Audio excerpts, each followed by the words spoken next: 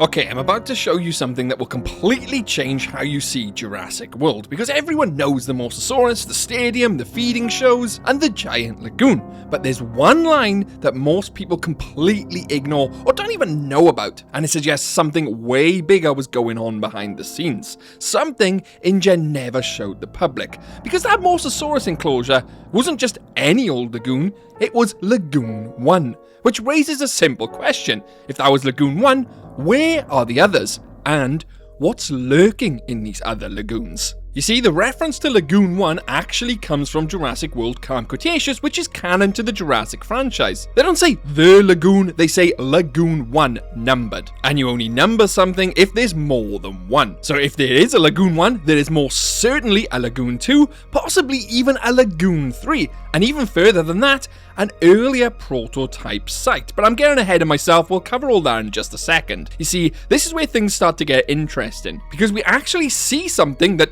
shouldn't exist in the system at all. You see, Jurassic World Rebirth already tells us something, that in 2010, they were already messing with other hybrids, potential aquatic animals. I mean, we even see a Dunkleostesis out in the open oceans. That has to have come from somewhere, right? But I'll cover all that later. You see, there's a moment in Jurassic World Camp Cretaceous that we actually see another aquatic animal. Not the Mosasaurus, something smaller, faster and more controlled, a Nothosaurus. But here's the problem. This animal was never advertised in Jurassic World, never listed, never shown in the park anyway. So how did it end up on Manticorp Island? It had to have come from somewhere, because it doesn't just poof into existence.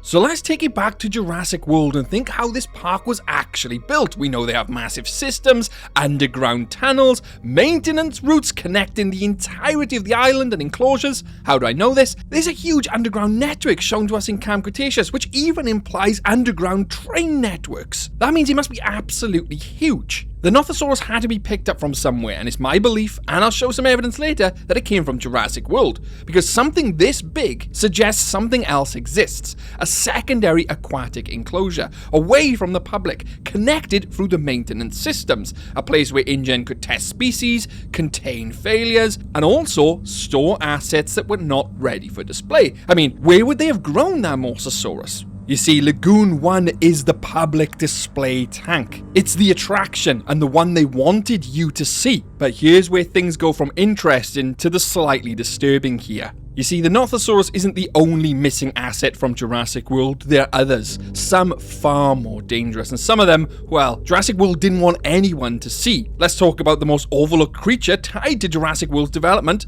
I touched on earlier, the Dunkleostesis, a prehistoric armored fish, massive bite force, essentially a living tank. This creature has been tied to InGen's expanded asset list, which later appears in Jurassic World Rebirth. Now here's the key detail here. Assets like this don't just appear overnight. They're researched, tested, contained long before they're even revealed, which means during the time Jurassic World had opened, creatures like this could have already existed, just not in that Lagoon 1 we see. All this ties back to the original Jurassic Park, and I haven't even touched on the maps yet, but why would InGen not show them in Jurassic World? Well, simple, because not everything they created was safe, controllable, or even marketable. Look at the Scorpius Rex. They put that on ice because Masrani himself said it was too ugly to display and wanted it destroyed. The Dunkleostesis is an ugly creature. Perhaps he thought this was too hideous and not child-friendly to put on display. They didn't have the raptors on display. They didn't have the Carnotaurus on display. They didn't have the Allosaurus on display. The list goes on. I could name so many just off the top of my head. But the point I'm making here is Jurassic World is a business, not just a park. Every attraction is designed to look impressive, feel safe, and be predictable. The Mosasaurus fits that perfectly. It's marketable, impressive, they could keep it safe, almost like the orcas you see in SeaWorld. But don't get me started on them. But a Dunkleosteus doesn't. It's aggressive, armored, difficult to contain, and honestly, it looks ugly. Something like that doesn't sell tickets. But it's at this point where things get even deeper, because we have actual conceptual evidence of what was included in Jurassic World. Early designs include a plesiosaur, ichthyosaurs, other marine reptiles, larger, more aggressive aquatic predators. These weren't just ideas, they were part of the development process, which means if they considered this, and even possibly attempted it in Jurassic World, you have to ask, what happened to them? Because not every dinosaur in Jurassic World was a success. We already know that. From the hybrids, the containment breaches, the Indominus herself. But what about the aquatic failures? Surely it wouldn't have just been the mosasaur. Well, we've already proved that. But where did they go? They didn't just disappear. They got moved. They got contained. They got hidden somewhere. Jurassic World doesn't just bin off its assets, we know this. They put them on ice like the Scorpius. Just like the T-Rex, although it was deemed a failure, they still kept it around. So the chances are they've kept other animals, dating back to Jurassic Park even, and we're going to get into them right now. Because let's look at Isla Nublar's layout, and let's address something immediately. The lagoon itself. In Jurassic World, it appears in the center of the island on the map, right here. But in Fallen Kingdom, it's more towards the ocean, and we actually see it connected to the ocean. We don't see that in Jurassic World. So what the hell has happened? Well, let's go back to Jurassic Park, and let's look at the original Jurassic Park map. It's pretty clear there was no lagoon in the center of the island. That was man-made. It was constructed between 2002 and 2004, for Jurassic World's opening in 2005. I'd also like to point out something else with the map. You see here, this is the official map, and it shows the underwater observatory, and it says, get a fisher's perspective on the Mosasaurus feeding show, as well as close-up views of additional proto-aquatic oceanic creatures. Now, what the hell are they, and where did they come from? Assuming these are small creatures which the Mosasaurus wouldn't eat, or they live peacefully alongside the Mosasaur. But the point I'm trying to make here is these additional creatures would have come from somewhere. You see, by now it's pretty obvious that Jurassic World doesn't show us everything. That's constantly the case. We didn't even know there was another facility online in 2010 until Rebirth came out. You see, Jurassic Park's map actually shows another lagoon to the north. I'll get into that in just a second. Let's finish off with this inconsistency with Jurassic World's map first. You see, obviously, this lagoon is man-made, and what it doesn't show is the connection to the ocean.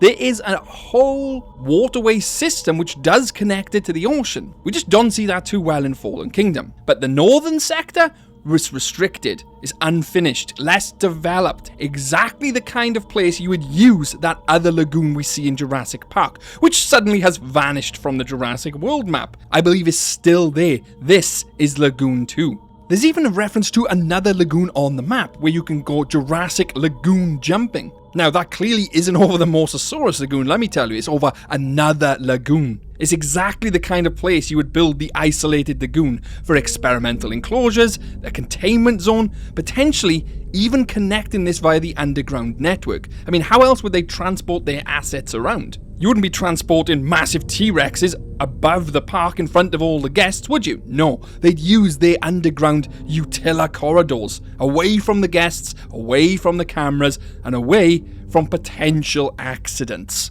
We see multiple Spinosaurids out in Rebirth. Could they have come from this lagoon? They were never on display. The Dunkleosteus, again, could that have come from this lagoon? That was seen in Rebirth. They had to have come from somewhere. Jurassic World didn't just have one lagoon. I haven't even mentioned the Tylosaurus yet, which I will get onto right now. Jurassic Park was meant to have a marine facility. Jurassic Park the game goes into this and shows us the Tylosaurus in this facility, but it's highly likely they would have had other aquatic animals there. Again, obviously we don't see this in the movie, but Hammond during the dino scene in the slideshows behind even showed types of water attractions on the screen. Adventurous guests, of course, can opt for our jungle river cruise or for a...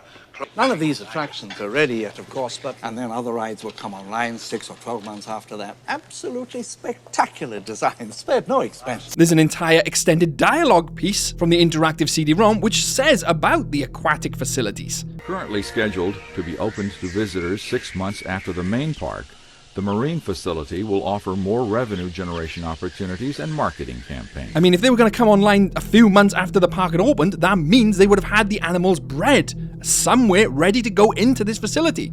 They wouldn't just poof them up to adulthood just after the park had opened. No, they had the stock bred and cloned somewhere ready to go in. That was the lagoon in the north in Jurassic Park. When it switches to Jurassic World, that lagoon in the north becomes their cloning pen. That's Lagoon 2. Lagoon 1 is the showcase lagoon, the one where the Mosasaurus lives. We also know that they were breeding semi-aquatic reptiles too. We see a massive Deinosuchus skeleton on the same island in Fallen Kingdom. Could that have been in some type of other lagoon enclosure? Jurassic World's Holoscape board actually features a plesiosaur of some kind. Even the Camp Cretaceous gates show a plesiosaur, yet there's none available or even on display in Jurassic World.